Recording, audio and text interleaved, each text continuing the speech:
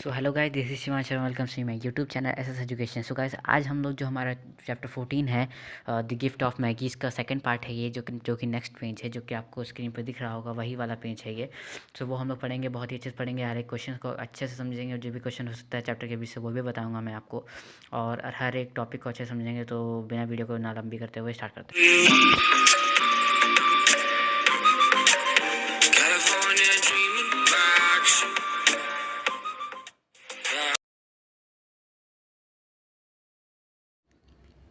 Christmas, and she had only $1.87, which to buy Jim a present. She had saved every penny she could for months, but $20 a week doesn't go far. Expenses had been greater than she had calculated.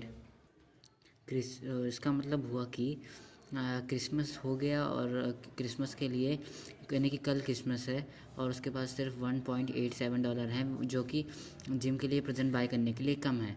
उसने सोचा था, उसने हर एक चीज़ अपने मतलब हर एक चीज़ जोड़ जोड़ के महीनों में इतने रुपये जमा किए थे, बट लेकिन $20 एक वीक का बहुत बहुत ज़्यादा हो गया था। बट जो एक्सपेंस थे वो बहुत ज़्यादा हो गए थे जब उसने जोड़े थे तो। Many a happy hour, and she has spent for greater something, for Jim something fine and rare, something just a little bit near to being worthy of honor, being loved by him. इसका मतलब हुआ कि बहुत दिनों के बाद उसने plan किया था जिम के लिए कोई अच्छी चीज़, और सम टाइम कुछ नया और कुछ अच्छा उसने सोचा था जिम के लिए। तो बस थोड़ा सा मतलब थोड़ा सा महंगा हो गया था, इसलिए वो नहीं कर पा रही थी वो, और उसको मतलब थोड़े से महंगे के चक्कर में वो नहीं कर पा रही थी। अब now let's read the next paragraph. There was a mirror between the windows of the room. Suddenly she wrinkled from the window and stood the glass. Her eyes were shining, but her face and lost its color rapidly. She pulled down hair, let it fall, and to the full length. Now let's understand the meaning of this paragraph. यहाँ mirror था window के बीच में, और अचानक से उसने देखा कि उस विंडो को अचानक से उसने देखा ग्लास के पहले उसकी आई वो जो थी, उसकी जो आइज़ थी वो शाइन कर रही थी, लेकिन उसका जो फेस था वो उसका कलर चला गया था उसकी फेस का। फिर अचानक से उसने अपना बाल उठाया और उसको let it fall down full length, पूरी मतलब जितनी भी उसकी लेंथ थी उसको उसने फॉल डाउन कर दिया। Now let's read the next paragraph.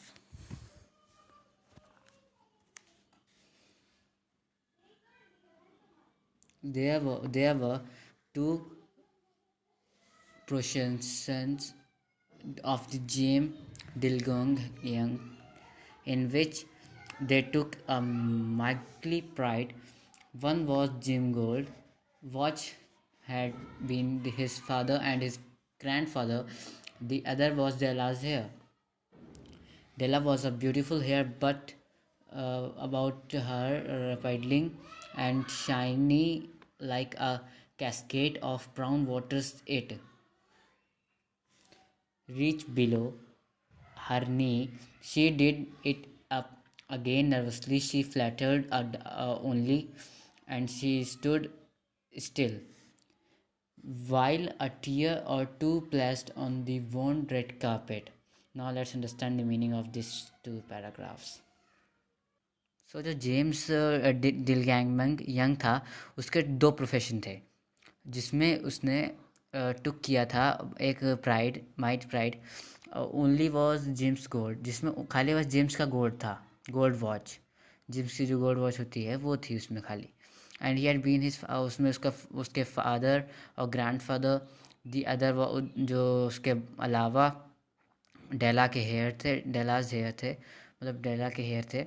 डेलाज beautiful hair, मतलब डेला के बहुत ही सुंदर बाल फैला फैल अबाउट हो, उसके पास से गिर गए। रिप्लाइंग एंड शाइनिंग, ये बहुत शाइन कर रहे थे, लाइक अ कैस्केट बिल्कुल मतलब जैसे कि पानी गिरता है तो वो जैसे शाइनिंग होती है वैसे ही शाइन कर रहे थे और ब्राउन हेयर्स थे उसके। इज़ इज़ रीच्ड बिलो हर नी, जो कि उसके घुटने के नीचे तक चले गए थे, इतने लंबे बाल थे उसके। She did it up again nervously, उसने एक बार फिर से नर्वसली गई वहाँ पे और उसने फिर मतलब हिचकिचा के कहा उससे ओनली वन स्टूड, इसने सिर्फ एक बार देखा, उसकी आंखों में आंसू और मतलब कि जो रेड कारपेट थी उसके ऊपर गिरे, दो आंसू रेड कारपेट के ऊपर गिरे। अब आगे पढ़ते हैं क्या है, इसमें बहुत इंटरेस्टिंग बनना है धीरे धीरे, आगे पढ़ते हैं क्या है। On went her old brown jacket and old brown hat, with a wrinkle of shirts and with the sparkle still in her eyes. She cluckered out the door and down the stairs to the street, where the stopping the sign read MME Soffrine hair goods of all kinds. Will you buy my hair? Asked Stella. I buy hair, said Mermaid. Take it off, take it hat off, and let's have a look at it. Down dripped the brown cascade. $20, said Mermaid, lifting the mask with a practiced hand. Now let's understand the meaning of this paragraph. These paragraphs. और इसमें बता रहा है कि जो मतलब वो पहले तो गई, फिर उसके बाद में उसने एक पुरानी ओल्ड ब्राउन जैकेट पहनी और एक पुरानी ओल्ड मतलब पुरानी ब्राउन हैट पहनी। उसके बाद में उसने विथ अ व्रिंकल मतलब कि बहुत सुखड़ी हुई स्कर्ट पहनी एंड स्पार्कल इट, उसको स्पार्कल कर लिया और स्पार्कल कर लिया अपनी आँखों में ताकि आंखें चमकती हुई दिखें। She cluttered out the door and down the stairs to the street, वो उसने डोर को खोला और नीचे गई, स्टेयर्स के नीचे गई, जीने के नीचे गई और फिर रोड पे गई। उसके बाद में वो एक जगह पर रुक गई जहाँ पे साइन उसने पढ़ा था, वहाँ पे MME सेफ्रिन साइन का नाम था। Hair goods all of all kinds, जहाँ पे हर तरह के बाल मिलते थे। उसने फिर पूछा, डेला ने पूछा वहाँ पे जा कर के कि क्या आप मेरे बाल खरीदना चाहेंगे, तो जो मैमेड था जो कि मतलब कह सकते हैं शॉपकीपर, उसने कहा आई बाई हेयर, सेड मैमेड। मैमेड ने कहा कि मैं बाल खरीदता हूँ और अपनी हैट उतारो, और अपनी हैट उतारो जैसे कि मैं तुम्हारे बाल का मतलब एक बार देख सकूँ कैसे बाल हैं। और उसने फिर अपनी हैट उतारी। फिर मैमेड ने कहा कि $20 मिलेंगे और फिर मेरे हाथ एकदम प्रैक्टिस के हैं तो फिर कोई दिक्कत भी नहीं बाल काटने में ना। अब इसके आगे देखते हैं क्या हुआ। The next 2 hours the trip by the rosy wings, she was ransacking the stores of Jim's present. She found it at last. She had made for Jim no else. There was no other like any of the stores. She had turned all in the inside out.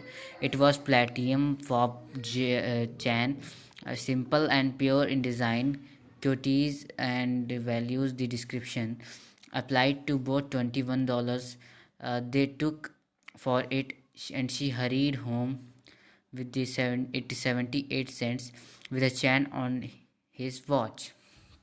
Now let's understand the meaning of these 2 paragraphs. और उसके बाद में 2 घंटे मतलब ये घूमती रही और फिर उसने एक स्टोर देखा जहाँ पे वो जिम के लिए प्रेजेंट ले ले। और उसने फिर जब आखिरी में जब उसने देखा स्टोर से, उसमें मतलब कि मेड फॉर जिम, शायद बीन मेड फॉर जिम, उसके फिर एक जिम के लिए देखी एक चीज़ which has no one else, जहाँ पे कोई और कुछ नहीं था। There was no like the, कोई अलग टाइप का स्टोर नहीं था वहाँ पे। फिर उसके अंदर वो चली गई और उसके बाद में उसने एक प्लेटिनियम की फॉप चैन देखी। फॉप चैन आप कह सकते हैं एक चैन होती है छोटी सी, जो पॉकेट से अटैच रहती है वॉच की तरह। अब पॉकेट वॉच यानी कि जेब में रखने वाली वॉच कह सकते हैं, जैसे वो टाइमर वाली वॉच नहीं होती, उसी टाइप की थोड़ी सी होती है।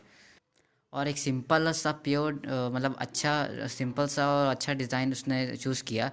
और quietness and value the description, उसके ऊपर मतलब कि क्वाइट था और बहुत ही अच्छा था। और वो दोनों चीज़ें उसके ऊपर अप्लाई थी। 21 डॉलर का था वो। और उसके पास में पैराडेला के पास में 1.78 थे डॉलर।